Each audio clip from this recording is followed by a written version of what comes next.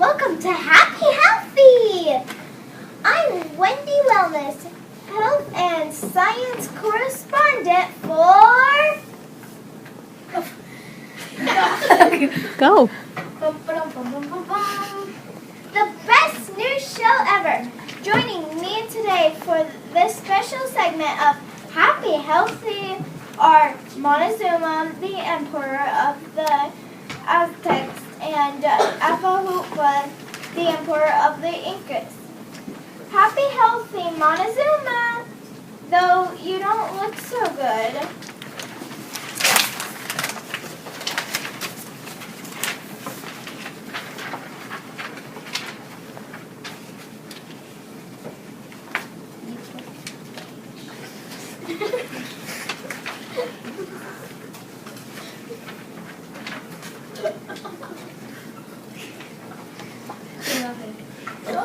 Go.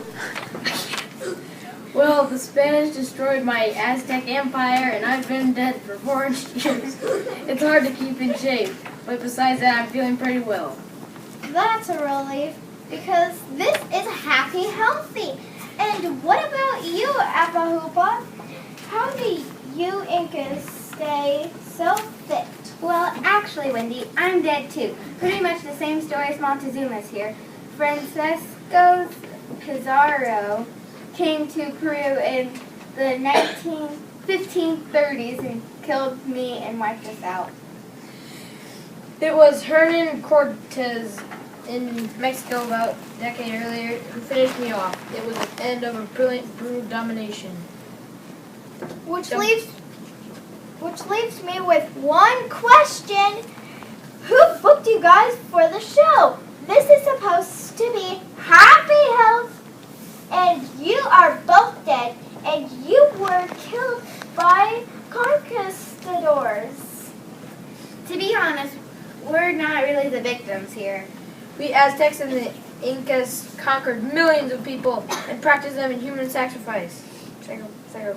Sacrifice. Thousands of our local enemies joined the Spaniards to defeat us. This is not happy! Not happy at all! Welcome to the 16th century. That was when the Spanish in question really got cooking too. Life was tough all over. A tragedy really it tears your heart out. Tears your heart out. You mean that phrase literally, don't you? It has figurative use. Use? It was empire versus empire. We lost. Sure, if we had the technology, we probably would have sailed to Europe and taken their stuff. What do they have in Europe worth taking? Our gold? Oh, right! So it was the Spaniards' technology's superiority that made them victorious? They had guns and cannons and metal armor and well-honed battle skills and tactics. And horses too. But that's only the tip of the iceberg. As a health reporter, Wendy, you'll love our story. Sure, that's probably why they asked us to be on your show. Is it going to be happy? Nope. Thank you, Wendy, for bringing us that segment on Happy Health. It was not healthy! Happy! Just keep going. We're going to keep going. Healthy. And now, special science reporter Jennifer Ravioli is back with another in-depth interview with a famous explorer. So, Jenny, I hope you had better luck this time. Did you find Fernando? Absolutely, Isabel. It was a beautiful little resort island. I just love San Diego. The hotel is like fabulous. I got a massage and... Wait, you were supposed to find Francisco Vaz de Fernando, the Spanish Conquistador. Another one? Jesus, Isabel. How many of these European explorers are there? I gave you a list to track down at at this morning's meeting? Those were all like old dead guys. That's what our show's about. Look at this list. What about Sale? The university? No, the explorer who claimed the Mississippi and Ohio valleys for France. How about Champlain? I thought it was a lake. Named after one of the first men to establish a permanent French settlement in Canada, DeSoto, I know that one. That's a car. which hasn't been made since 1960. Oh, maybe that explains the four weirdly dressed Spanish guys who've been following you around all day.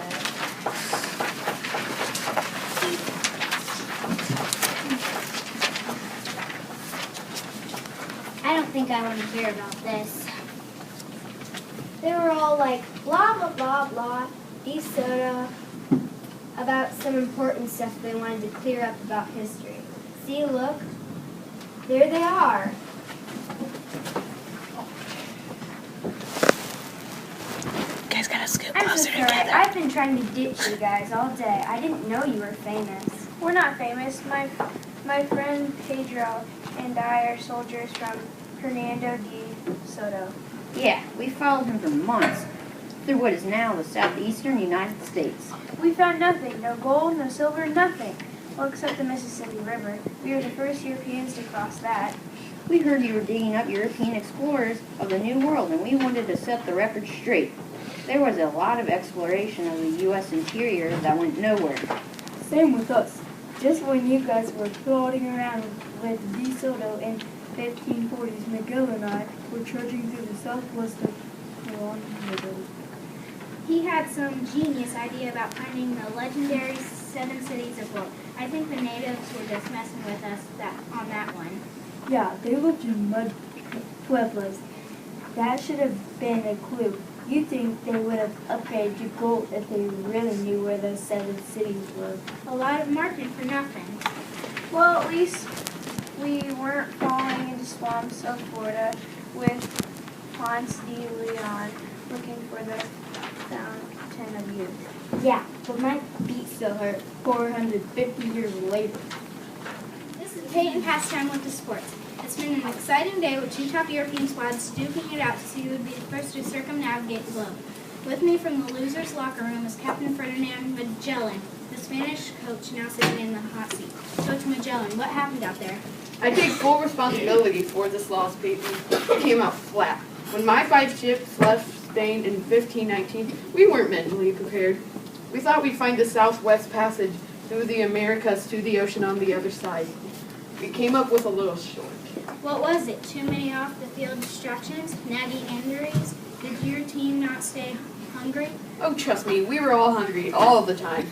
Turnovers killed us, though.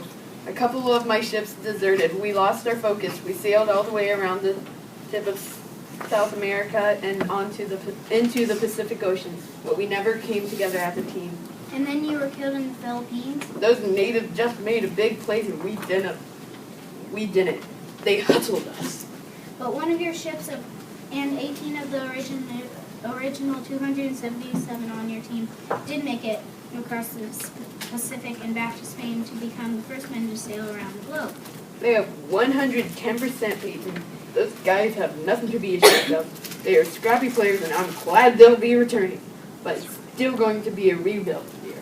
So what's ahead for you now, Coach?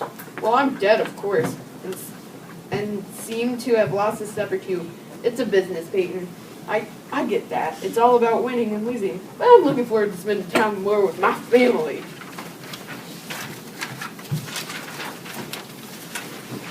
Thanks, Coach. That was Ferdinand Magellan, the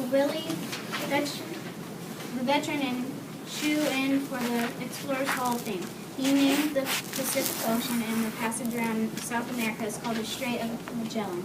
Now let's talk to the winning team from England, Francis Drake and his crew from the ship of the Golden Hind. Coach Drake, That's you guys. Go. Coach Drake, congratulations on the big win for England in 1580. Sure, thanks. Weird how that happened, so right? A win is a win, Coach.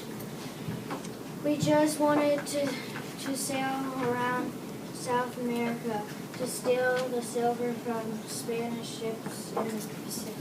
We want to be pirates. But you were the first man to command a complete voyage around the globe. We didn't really need to do that. Nah, but once we robbed all those Spanish ships off Peru, we figured it would be easier just to keep going than to try to sail back through the Spanish fleet. We sailed north past California. Wanted to find a passage eastward through America, so we headed west to the Anna. I can't see your face. But you- Her face, you like. okay, keep going, but put your paper down. Put your paper down. You're fine, Reese. to the Spice Island. And after 3 years, we made it. We were all heroes and stuff. Who knew? The captain here even got a knighthood later as Vice Admiral in English Navy. He thwarted the Spanish armada that was attempting to invade England. But really. I just want to be a pirate. Thank you, Peyton. Well, it looks like we only have time for one more interview. Luckily, our roving reporter, Sylvia Scoop, is back for a chat with the first British colonists in the Americas. Who do you have with you? You're on camera, Sylvia. Put down the map. Isabel with me today. Here are one early British colonist. Tell me, colonist, when did you come to America? Not until 1586, when Sir Walter Raleigh received a charter from Queen Elizabeth to colonize Virginia. 1586, that's almost 600 years after the great Norse adventurer Leif Erikson first came to America. Well, yes, I guess you're right. We English were a bit late getting serious about exploring the Americas. I mean, there was Cabot and Hudson, but the Spanish mostly controlled the seas. And the Normans. What? The Grey Norsemen controlled the seas. In the 16th century, when we came to Roanoke, there weren't any Norsemen. And why are you hiding behind the map? What, me hiding? Don't be ridiculous. We Norsemen never hide. I mean, we roving reporters never hide. Leif Erikson? Is that you? And What are you doing? exposing this scandal. What scandal? India, you'll eat our fish and put together our furniture. But you won't include me in your age of exploration. Oh, please, don't go messing around with history. Me? Let's see, you've got Columbus discovering the New World. He thought he was completely in a different place. I was there 500 years before him. There were natives lying there for a few thousand years before that. Then there's Americans named after someone who was like the third guy to sail the world, and Francis Drake was knighted before the first to captain a ship around the globe. But there were 18 guys who did it 60 years before him, and you don't want me messing around with history. Tell it. Put your map down. You raised some good points, Lee. But we can just get back to the British colonists. Well, okay, if only we'll see. I think that could be an arranged. And that brings an end to our special report on the Great Westward Movement from Europe. We call it the Age of Exploration for the team at the best new show ever. I'm Elizabeth Scurvy. Thanks for watching, and don't forget to eat some vitamin C.